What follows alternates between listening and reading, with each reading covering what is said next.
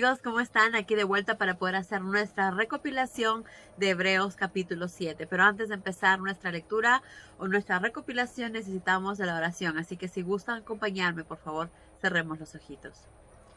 Gracias, Padre Celestial, por este día. Gracias por darnos un día más de vida y de salud. Gracias, Padre, por darnos una oportunidad más para poder seguir aprendiendo de tu palabra, poder hacer tu voluntad, poder darnos cuenta de nuestros pecados, eh, para poder también darte honra y gloria por todo lo que haces por nosotros, Padre. Gracias por todas tus bendiciones, por todo tu amor.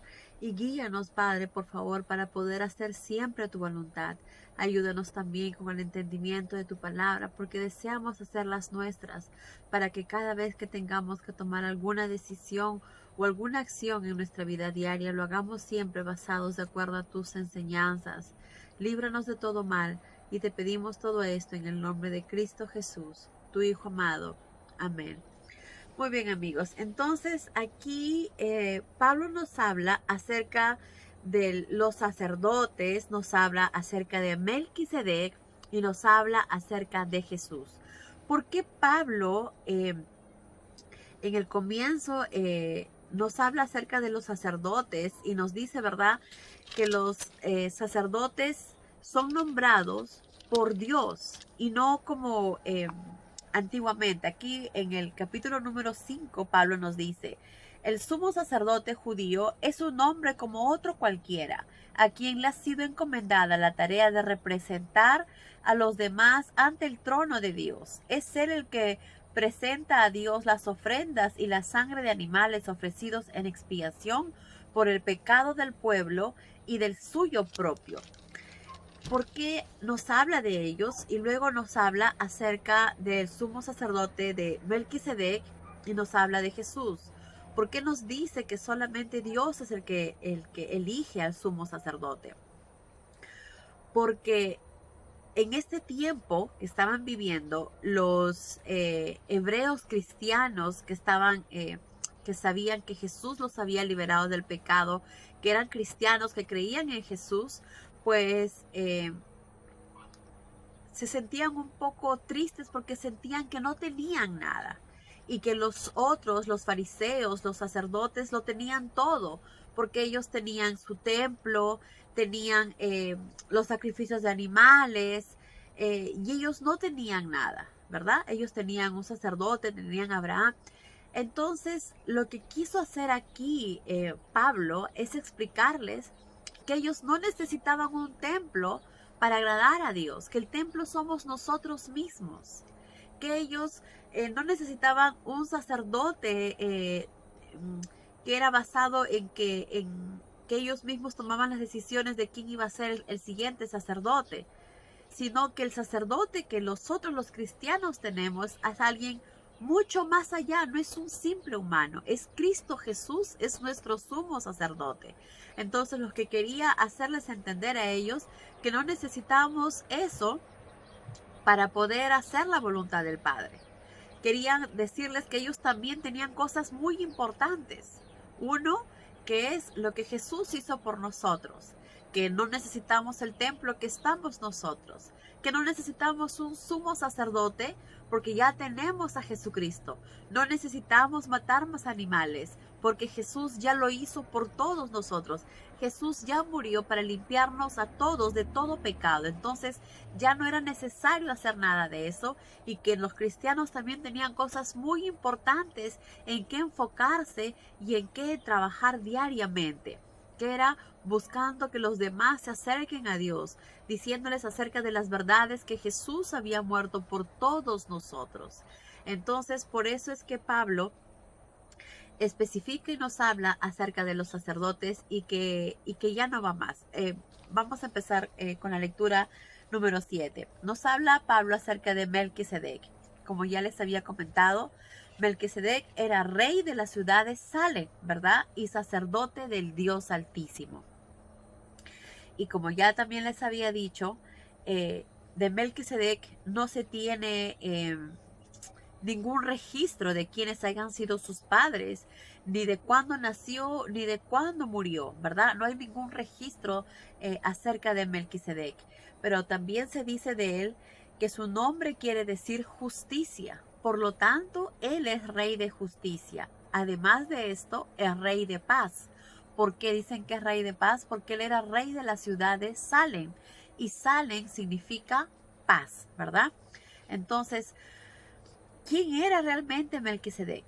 Lo que sabemos es que es rey y lo que sabemos que fue elegido por Dios mismo. Fue el primer sacerdote, ¿verdad? El primer sacerdote de Dios. Entonces puede que haya sido un ángel de Dios enviado. Puede que sí, pero realmente no se sabe porque no se tiene ningún registro de Melquisedec, como dije, de su nacimiento ni de cuándo murió. No hay registro de sus antepasados. Solo llegó a la tierra. Por eso es que podemos decir que quizás fue un ángel Melquisedec elegido por Dios como sumo sacerdote, ¿verdad? Era el sumo sacerdote del Altísimo. Ahora, lo que digo es algo que creo. Puede ser como no. No especifica nada en la Biblia si es que era un ángel o no, o si es que era, o qué era. Pero lo que sabemos es que Melquisedec era rey de Salem y era sumo sacerdote designado por el Altísimo, por Dios mismo, ¿verdad? Y luego nos dice de Melquisedec, dice, Melquisedec,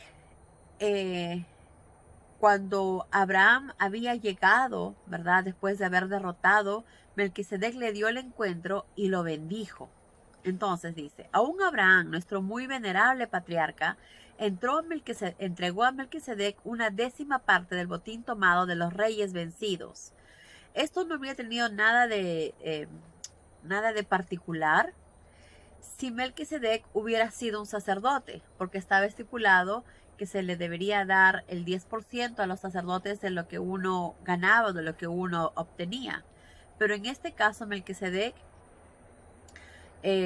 no era sacerdote en este momento, ¿verdad? Dice, el botín tomado a los reyes, esto no habría sido nada en particular si Melquisedec hubiera sido un sacerdote judío, pues más tarde la ley exigió que el pueblo de Dios ofrendara para ayudar a los sacerdotes. Pero Melquisedec no lo era, no era un sacerdote judío. Y sin embargo Abraham le entregó su ofrenda, ¿verdad?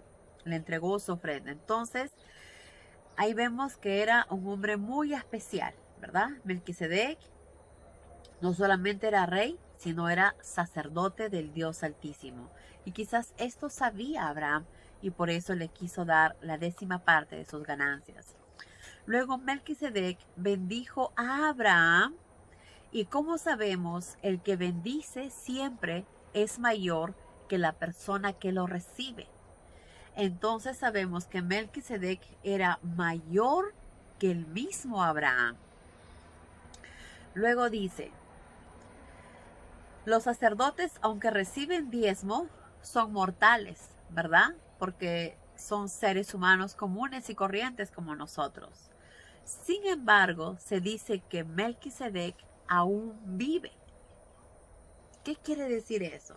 Que Melquisedec aún vive, o sea que es mortal. Por eso que podemos decir que fue un ángel, ¿verdad? O que es un ángel, porque está hasta el día de hoy. Ahora, también dice, podría decirse que Leví, todos sabemos que los de la tribu de Leví eran los sacerdotes. Entonces se puede decir que Leví también le entregó a Melquisedec el diezmo. ¿Por qué? Porque Abraham, aunque Leví no había nacido todavía, la simiente de la que iba a nacer estaba en Abraham cuando éste le dio el diezmo a Melquisedec. Cuando Abraham le dio el diezmo a Melquisedec, es como si Leví también lo hubiera hecho porque viene de la misma, del mismo simiente. Ahora dice, si los sacerdotes y las leyes judaicas pudieran salvarnos, entonces ¿por qué Dios envió a Cristo como sacerdote del rango de Melquisedec? Si supuestamente los sacerdotes y las leyes nos salvan, porque obviamente ni los sacerdotes, ni las leyes judaicas nos pueden salvar, ¿verdad?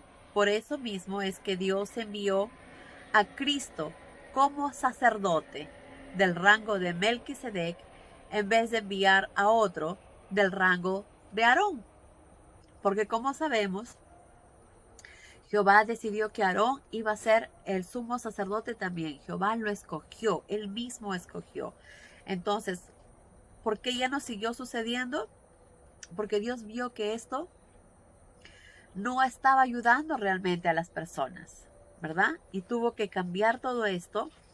Y entonces el método que Dios cambió, porque Cristo, el sumo sacerdote del rango de Melquisedec, que nos fue enviado, no llegó al sacerdocio porque llenara el antiguo requisito de pertenecer a la tribu de Leví, sino porque Cristo mismo, ¿verdad?, tenía poder que brota de una vida indestructible. También nos dice aquí, entonces, lo que era antes cambió, ¿verdad? Porque a través de los sacerdotes hubiera sido imposible.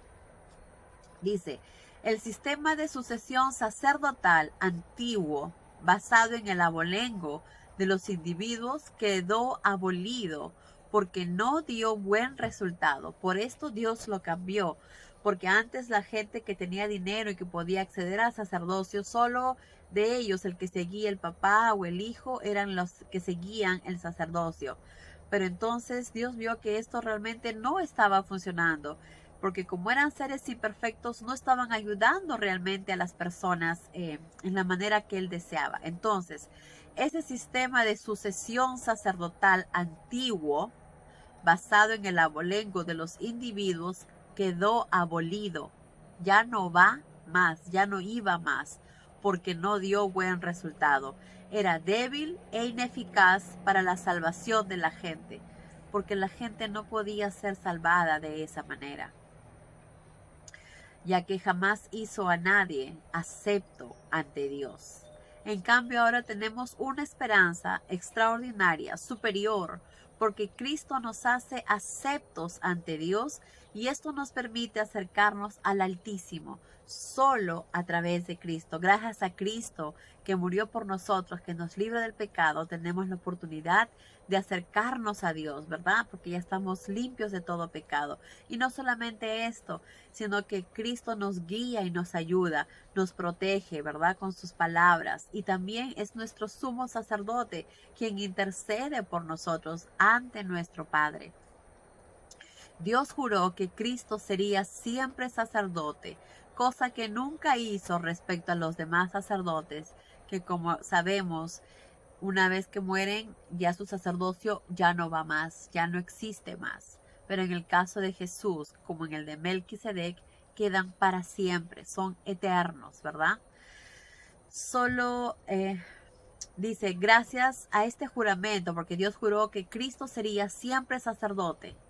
Gracias a este juramento de Dios, Cristo puede garantizar eternamente el feliz cumplimiento de este nuevo y mejor pacto, que solo lo logramos a través de Cristo Jesús. Cristo Jesús intercede por nosotros, Cristo Jesús nos limpia de todo pecado, Cristo Jesús nos justifica ante el Padre. Entonces todo lo tenemos, ¿cómo se dice? Dios todo lo tiene ya listo y preparado para nosotros.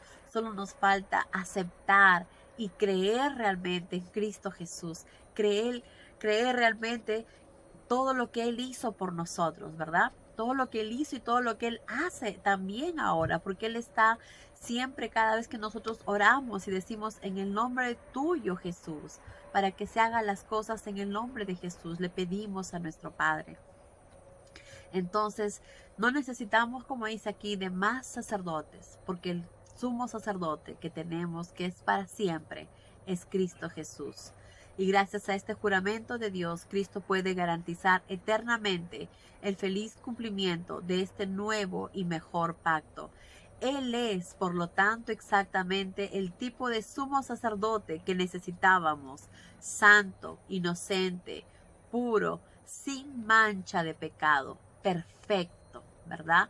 Porque el único perfecto es Jesús. Es el único el que nos puede liberar del pecado. Es el único el que nos guía para poder llegar al Padre. Es el único el que le debemos todo, a quien debemos seguir.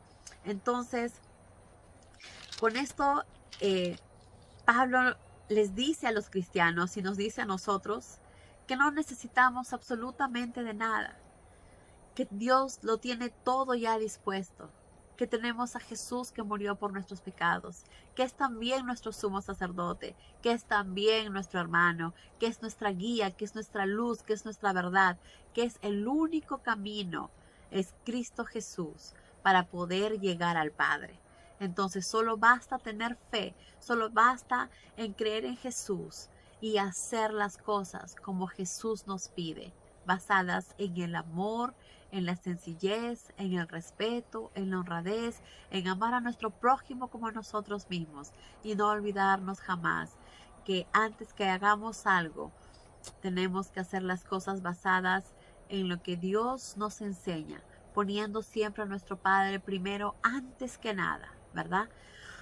Entonces, vemos como todo nuestro Padre ya lo tiene listo y preparado para cada uno de nosotros. Solo nos queda alabar a nuestro Padre y hacer su voluntad. Que Dios los bendiga, amigos, y que tengan un día maravilloso. Adiós.